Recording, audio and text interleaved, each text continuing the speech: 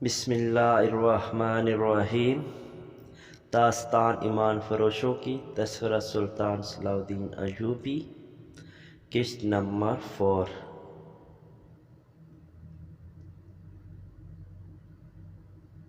ناجی نے سلطان صلاح الدین ایوبی کے پاس آ کر کہا، میرا مصر کا اقبال بلند ہو، اس لڑکی کا نام زکوئی ہے، اس سے میں نے آپ کی خاطر اسکندریہ سے بلوایا ہے۔ یہ پیشہ ور رقصہ نہیں، یہ طوائف بھی نہیں، اس کو رقص سے پیار ہے، شوقیہ ناچتی ہے، کسی محفل میں نہیں جاتی۔ اس کے باپ کو جانتا ہوں، ساحل پہ مچھلیوں کا کاروبار کرتا ہے۔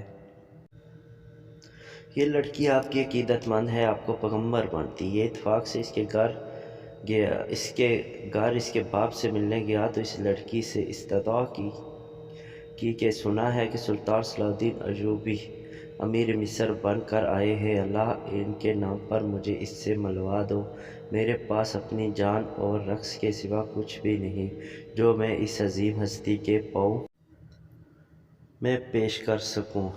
قابل صد احترام امیر، میں نے آپ سے رقص اور ناچ کی اجازت اس لیے مانگی تھی کہ میں اس لڑکی کو آپ کے حضور پیش کرنا چاہتا تھا۔ کیا آپ نے اسے بتایا تھا کہ میں کسی لڑکی کو رقص یا حیرانی کی حالت میں اپنے سامنے نہیں دیکھ سکتا؟ یہ لڑکیاں جسے آپ ملبوس لائے ہیں بالکل ننگی ہے، سلطان صلاح الدین ایوبی نے کہا۔ حالی مقام میں نے بتایا تھا کہ امیر مصر رقص کو ناپسند کرتے ہیں، لیکن یہ کہتی تھی کہ امیر مصر رقص پسند کریں گے کیونکہ اس میں گناہ کی دعوت نہیں، یہ ایک باعصمت لڑکی کا رقص ہوگا۔ میں صلاح الدین ایوبی کے حضور اپنا جسم نہیں، اپنا رقص پیش کروں گی۔ اگر میں مرد ہوتی تو سلطان کی جان کی حفاظت کے لیے محافظ دستے میں شامل ہو جاتی۔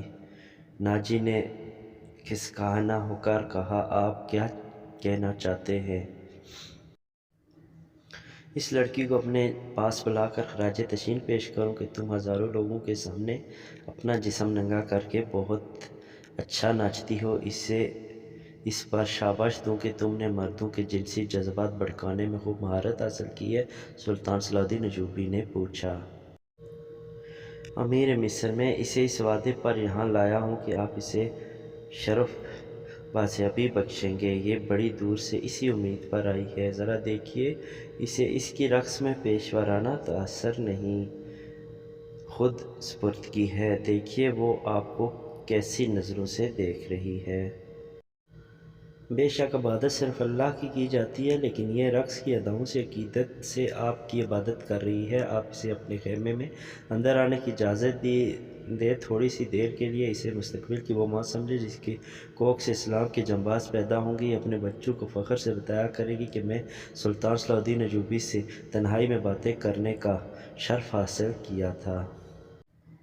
ناجی نے نہایت پر اثر اور خوشامدیدی لہجے میں سلطان صلاح الدین ایوبی سے منوا لیا کہ یہ لڑکی جسے ناجی نے ایک پردہ فروش سے خریدا تھا، شریف باپ کی باعصمت بیٹی ہے۔ ناجی نے سلطان صلاح الدین ایوبی سے کلوا لیا کہ اچھا اسے میرے خیمے میں بھیج دینا۔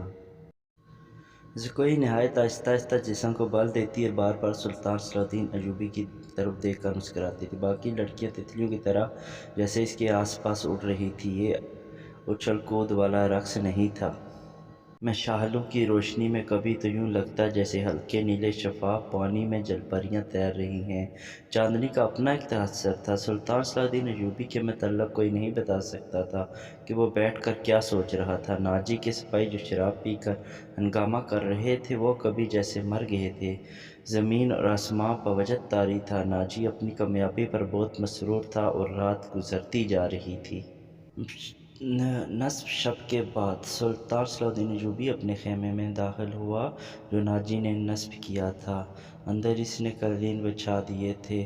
پلنگ پر چیتے کی کھال کی مینت پلنگ پوش تھا۔